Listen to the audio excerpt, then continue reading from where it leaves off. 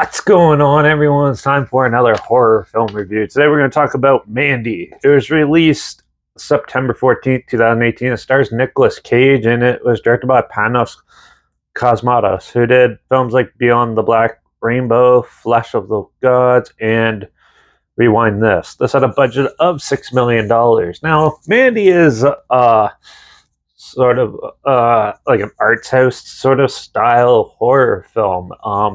This one is known for having Nicolas Cage go off the rails and go real crazy and kill a lot of people and stuff. So I was pretty interested in this, and so the film takes place in the Midwest, I believe, of the US in like the 80s, and where after doing some shrooms and stuff, his Mandy, Nicolas Cage's character's wife, ends up getting attacked by a sex cult sort of deal, led by a ruthless leader who ends up torturing her and killing her. And admit during this, they're also somewhat of a satanic cult, so they bring up these like evil demon biker things. Look, they're sort of reminiscent of Cenobites from the Hellraiser franchise, and Nicolas Cage has to go on seeking revenge and hunting down the cult and killing them in the process. Overall, this film does have quite the artistic merits to it. It plays a lot with the colors and the way it's shot, and has some pretty cool cinematography in it, not going to lie. It is very slow at the beginning, and it takes a while for it to grow on you and to really get going. Once it starts picking up, though, it does have some pretty ruthless scenes in it, and some pretty gory ones, in fact, as well. The practical effects in this, they're actually pretty well done, and it looks pretty cool when the fight scenes and the gore and everything come into play. The sex cult part was a little bit cheesy and corny, I think, anyways, and it kind of didn't really add very much value to the story. And the characters in this are not the most well fleshed out, but for what they are, they did make some amusing points into it, if you can get past the first half. And it's pretty amusing and entertaining in some spots.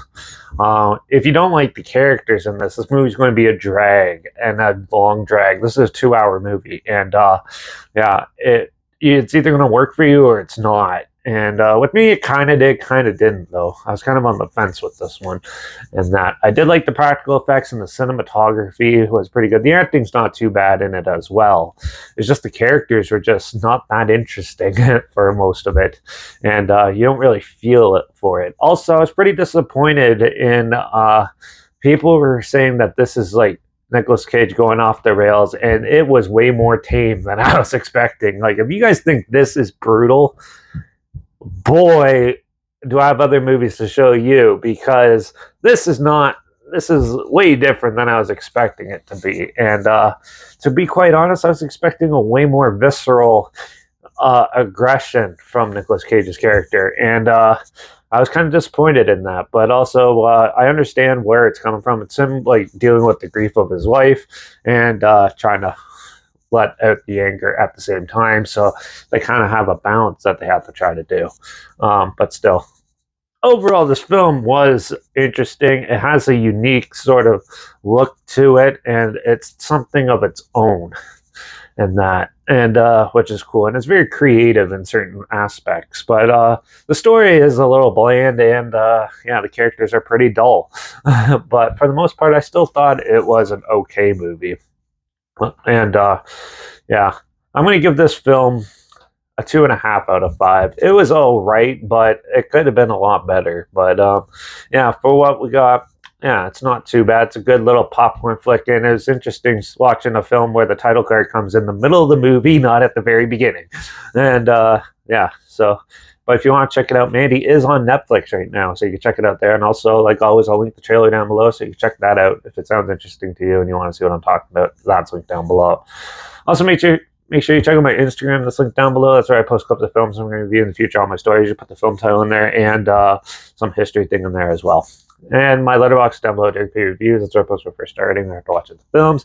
And my Twitter's down below, reviews_Derek. So follow me on those platforms. Stay with this channel. Like this video, share some more people wherever. Comment your opinions of the film down below if you have any. If you have any films or film franchise in any genre. And on any streaming service I want to hear my opinions on in the future, comment those down below too. I'll try my best to get to them as soon as I can, and if I can find them.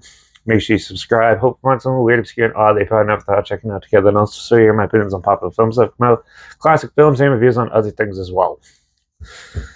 And don't forget to ring that bell because we're going to review a newer horror film, slasher film called The Jester in the next review. So make sure you tune in for that.